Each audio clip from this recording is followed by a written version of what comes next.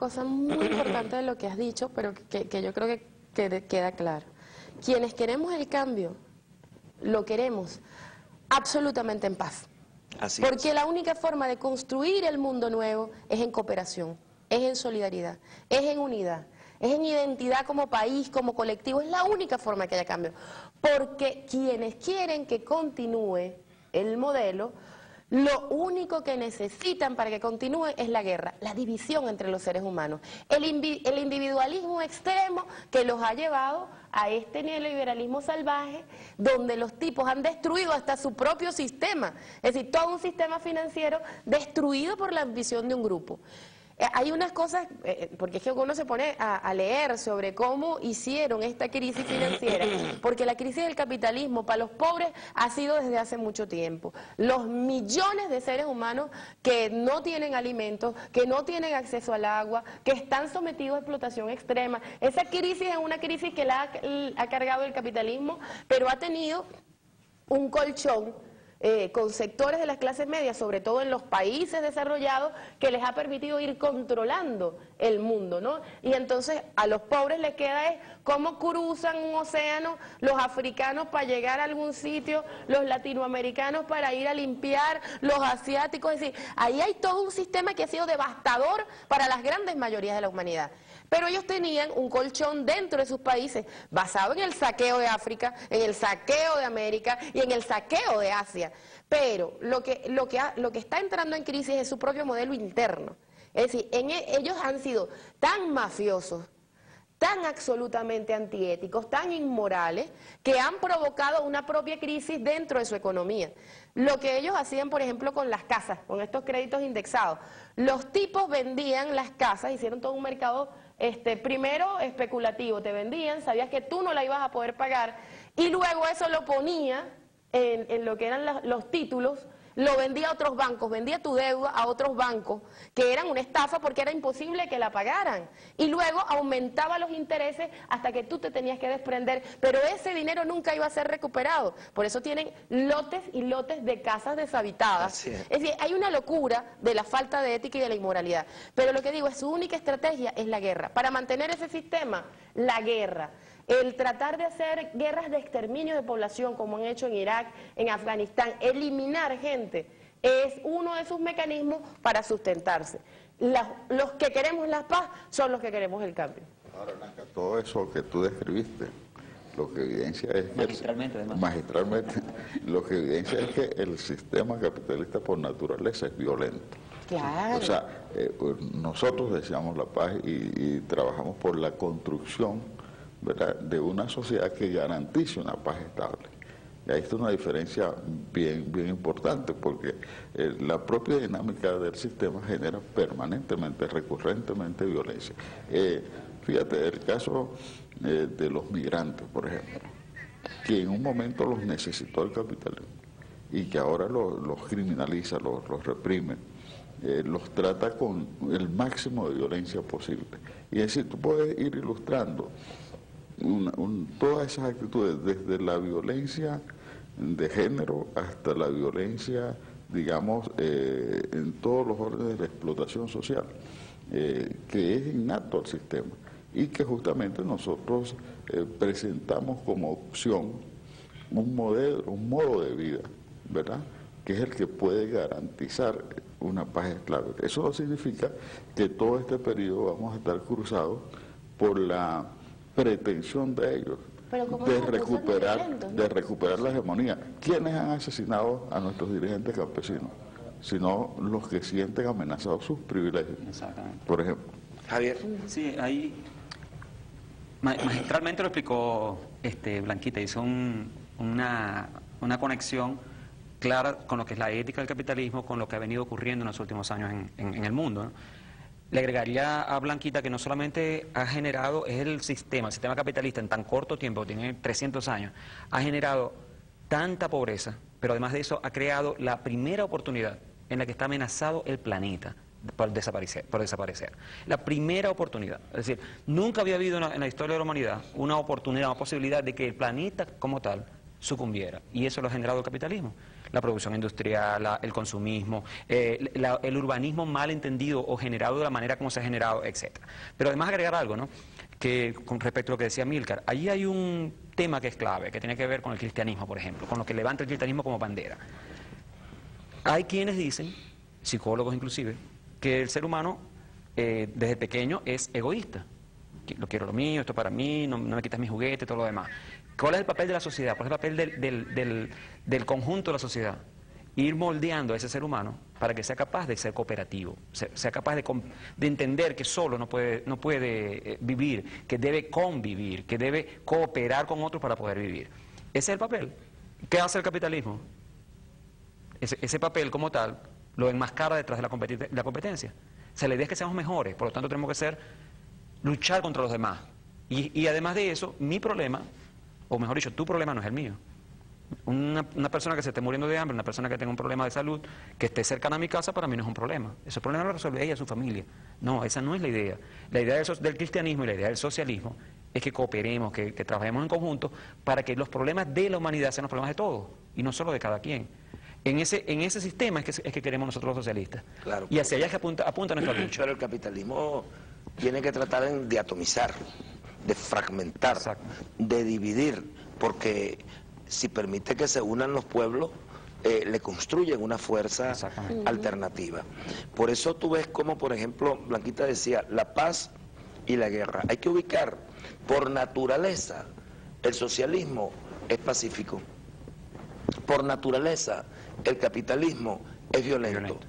Porque el capitalismo se basa en la acumulación y el éxito está en que mientras más acumule, más exitoso.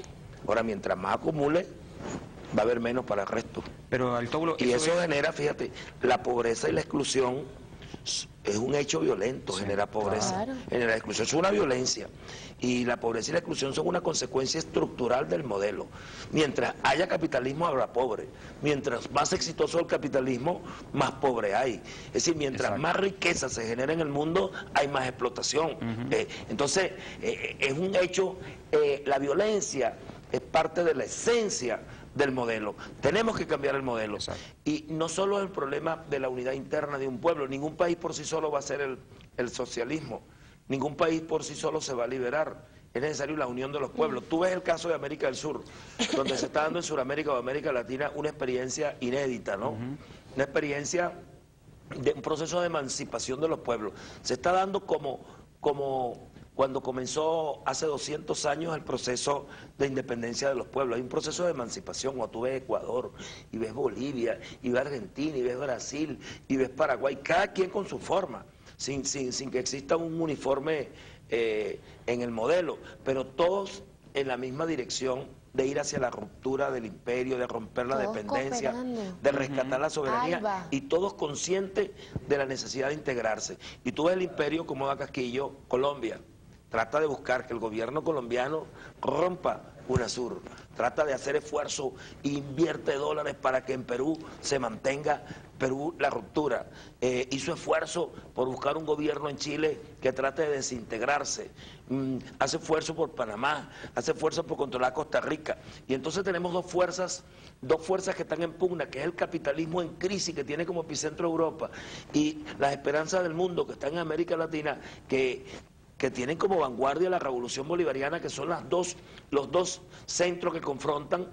Ellos están metiendo millones de dólares en América del Sur para tratar de fragmentarnos, y en cada país.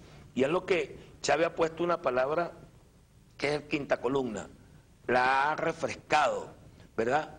La ha refrescado en el sentido de que nuestra gente pueda entender de manera clara por qué venezolanos nacidos aquí, que responden a los intereses de fragmentar, de dividir, a los intereses del imperio, a los intereses de los grandes centros financieros, bueno, están actuando contra los intereses del país. Si nuestro pueblo no comprende eso, es mucho más difícil. Tenemos que hacer un gran esfuerzo, que todo nuestro pueblo, de socializar la comprensión de lo que significa el quinta columna como un elemento que trata de implosionar el esfuerzo unitario del pueblo, porque Blanca decía algo que es esencial. Nosotros, para garantizar la paz, necesitamos la hegemonía. Sin hegemonía social es muy difícil ir en paz a hacer los cambios. Por eso, cuando vamos a una elección como la Asamblea Nacional, nosotros no estamos pensando en la mayoría. No estamos pensando en tener la mayoría, una mayoría simple. Una mayoría simple no nos sirve. No es suficiente. Una mayoría simple no es suficiente. Y no es suficiente porque no te permite hacer los cambios en paz.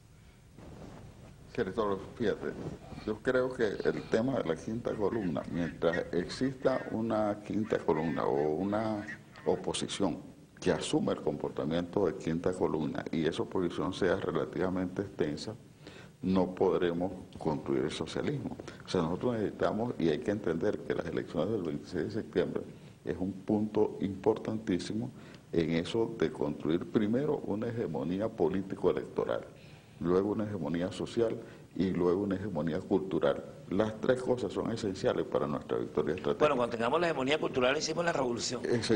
Son definitivamente... Pero ahí hay que aclarar cuando hablan de hegemonía, porque obviamente la hegemonía de la ideología burguesa tuvo éxito, triunfó. Claro. Entonces a veces uno tiene el temor de que se asocie la visión de progresista, socialista, de construcción del mundo nuevo, cuando uno habla de hegemonía, como esa dictadura facha neoliberal. En el caso nuestro, garantizar que vayan los revolucionarios a la asamblea es garantizar la diversidad y la pluralidad. Es porque va a haber indígenas, negros, afrodescendientes, campesinos, mujeres, jóvenes. Ahí va a haber un debate por la construcción del poder popular, porque estamos todos y todas, pero no los gringos, ¿sí? Todos y todas los que nos interesa este país. Entonces, es una hegemonía diferente, porque en esta es la de la diversidad, es la de la pluriculturalidad, es la de pueblos que son y se reconocen después de 500 años de casi el intento de extinción. Entonces, es como diferente y uno tiene que jugar con eso, porque si hay algo antidemocrático, es el modelo capitalista. Y lo han dicho y lo han explicado y lo ponen abiertamente. Los tipos que iniciaron toda la postura neoliberal, los ideólogos, los carrizos estos, se fueron donde Pinochet, fue uno de sus principales ensayos. Y ponen a Pinochet y al gobierno de Pinochet como el más exitoso, porque aplicó algo que para ellos era también, pero sencillito, política de shock. La única forma de cambiar y hacer de verdad una economía de mercado es a través de la política de shock. Y para eso, señores, usted reprime, usted mata, usted asesina. Principios fundamentales, además lo decían. 1, privatización. Lo decían. 2, reducción del aparato público, desempleo. 3, disminución del gasto social, porque si no, ¿cómo invertimos? 4, ellos lo decían abiertamente, y para eso la democracia no sirve. Eso lo dicen los ideólogos del neoliberalismo. Los Chicago Boys. Sí, señor, abiertamente. Sí. Entonces, ahí hay que entender que efectivamente lo único que garantiza diversidad, pluralidad, democracia, es que exista una propuesta socialista. Ahora, lo más difícil para comprender ahí, cuando uno se vaya al plano cultural, pero cuando hablamos de diversidad ya estamos en el proceso de transformación cultural. Así como hablamos algunas veces, mira, el poder popular y nos referimos a la transformación del Estado, o hablamos de propiedad social y estamos hablando del modelo económico, cuando nosotros hablamos de diversidad, nosotros estamos hablando de uno de los elementos esenciales para la transformación cultural. Lo más difícil para comprender en el individualismo y en el marco de la sociedad capitalista, en el plano cultural, Blanca, es el concepto de diversidad. Yo te lo digo porque en la lucha contra el racismo, contra la exclusión, el factor fundamental que hay que comprender es que somos diversos. La gente no se asume diverso. La gente ha asumido estereotipos, ¿entiende?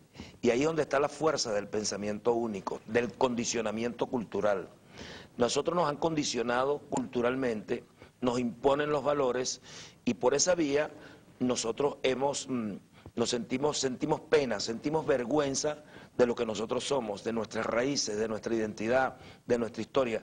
Yo siempre pongo el ejemplo del difunto Michael Jackson, que se hizo la nariz porque él es en cooperación, es en solidaridad, es en unidad, es en identidad como país, como colectivo, es la única forma que haya cambio. Porque quienes quieren que continúe el modelo Lo único que necesitan para que continúe es la guerra, la división entre los seres humanos, el individualismo extremo que los ha llevado, y entonces a los pobres les queda es cómo cruzan un océano los africanos para llegar a algún sitio, los latinoamericanos para ir a limpiar, los asiáticos, es decir, ahí hay todo un sistema que ha sido devastador para las grandes mayorías de la humanidad. Pero ellos tenían un colchón dentro de sus países, basado en el saqueo de África, en el saqueo de América. Millones de seres humanos que no tienen alimentos, que no tienen acceso al agua, que están sometidos a explotación extrema. Esa crisis es una crisis que la ha cargado el capitalismo, pero ha tenido un colchón con sectores de las clases medias, sobre todo en los países desarrollados, que les ha permitido ir controlando el mundo, ¿no? A este neoliberalismo salvaje, donde los tipos han destruido hasta su propio sistema, es decir, todo un sistema financiero destruido por la ambición de un grupo. Hay unas cosas, porque es que uno se pone a leer sobre cómo hicieron esta crisis financiera, porque la crisis del capitalismo para los pobres ha sido desde hace mucho tiempo.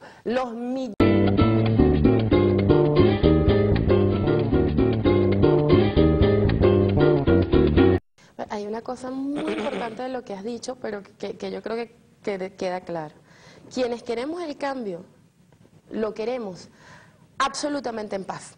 Así Porque es. la única forma de construir el mundo nuevo